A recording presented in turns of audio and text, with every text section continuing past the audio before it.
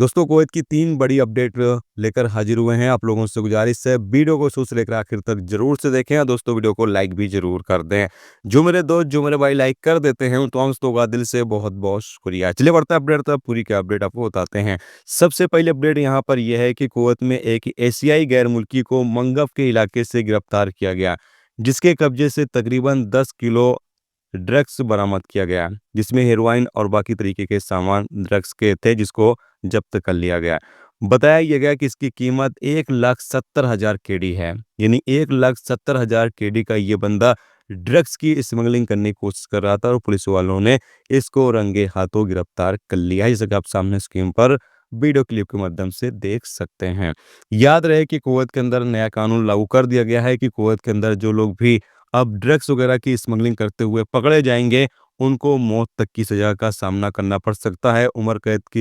उम्र कैद भी हो सकती है, मौत की सज़ा भी दी जा सकती है। 1 लाख केडी से लेकर 20 लाख केडी तक का जुर्माना भी किया जा सकता है। इन 3 सज़ाओं में से कोई भी सज़ा बंदे को दी जा सकती है। डिपेंड करता है कि केस किस तरीके से है और उसी के बुनियाद पर बंदे को सज़ा दी जाएगी। इसके अलावा अगली अपडेट ये है कि कुवैत के स्वेक एरिया में पुलिस वालों ने एक कैंपेन चलाया, जिसके नतीजे में जो बिना लाइसेंस की दुकानें चला रहे थे या जो दुकानदार थे रूल्स रेगुलेशंस की पाबंदी नहीं कर रहे थे, उन लोगों के खिलाफ यहाँ पर कानूनी कार्रवाई की गई है।